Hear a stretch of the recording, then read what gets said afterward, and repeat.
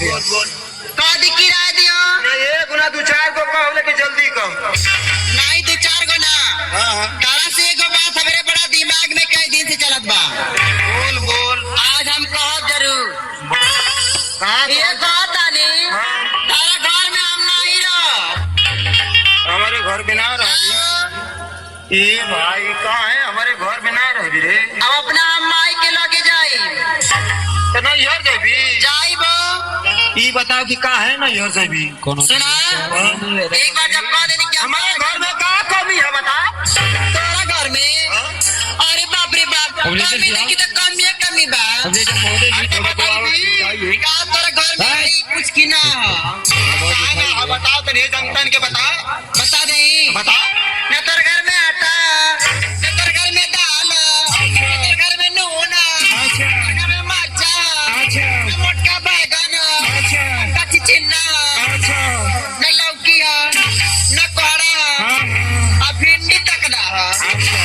तब तोर घर में का रे सब फाका करेली हां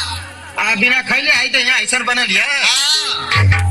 ई बता का बिना खैले आई तो यहाँ ऐसा बनल है अरे आई मत आई कुछ तो था देखा दे चूहा था और देखिए विराटी भाई जी लोग घर जाने वाली गाड़ी खुल गई है जिन भाइयों को घर जाना है जाकर गाड़ी में बैठ जाए विराटी भाई जी लोग जो भाई को घर जाना है गाड़ी लगी हुई है अब लोग जाकर गाड़ी में बैठ जाइए हमारे बाबूजी का नाम इज्जत से ले नहीं मारम लता से ना आ जाना था मोरे बाबू के गोड़े पे पगड़ी धई के ये भैया बियावा कइला मोर बेटी बाबू ढारा थिया आगा थिया अरे देखबे रोज पकड़ा थिया मोर बाप गऊ आदमी सीधा साधा भैया बियाह कइले जल्ला तुम्हारा की पिन्ना फेंक देबे आई भैया सीख जवन के पहले जमाना का बा जब झड़ गइल बालू उजर का लगाइल रहत जुआ था तो में हमार कवन दोष है अरे अरे यानी क्षमा अच्छा कहां देना तोर बाप ससुरा रे बता दे ले बता रे बाप हमार बाजी देना वही पता लग चढ़ल बाड़े रे अपना चढ़लाई रे हमारा बाजी का देना कि पहिर और की चमकत बाड़े रे ही मोरी मैया हाई देखा हाई एकर बाप देखले हम दादा भैया का देना ए लो पियानो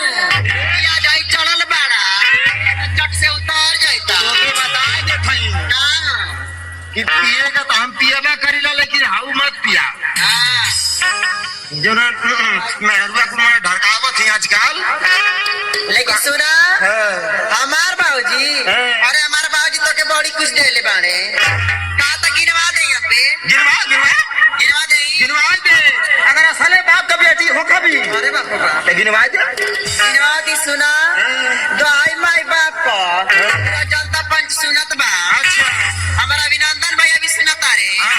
और सत्या भैया भी आइल बाड़े बुलायल हो आज जोगिंदर जी साउंड सर्विस का हवे ना हाँ। हमारे पुआ के लड़का हवे अच्छा यो सुनत हवे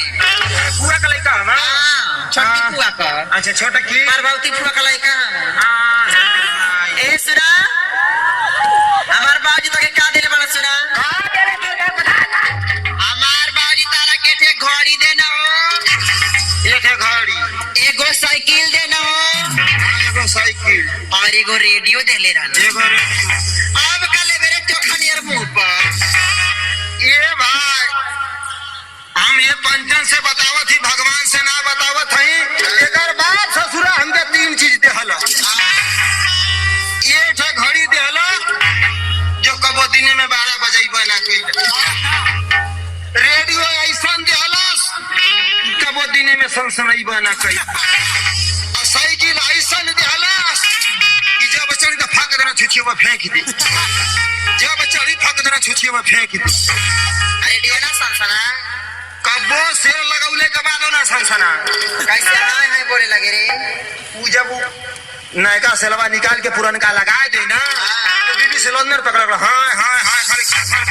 कर हमार बाबूजी के तरह देना हैं आ तोर बाप दोगलवा हमके का देला रे कर माटी लग जा अरे बाप का बुरखन दे हमारे बाप का दाज कर भी गलती में उठा ले जा हमारे बाप का दाज कर भी अरे आई के कर पहले आई बाप लोग पिया नाम के का देला रे तीर भावना आई के कर पहले आई काबर रे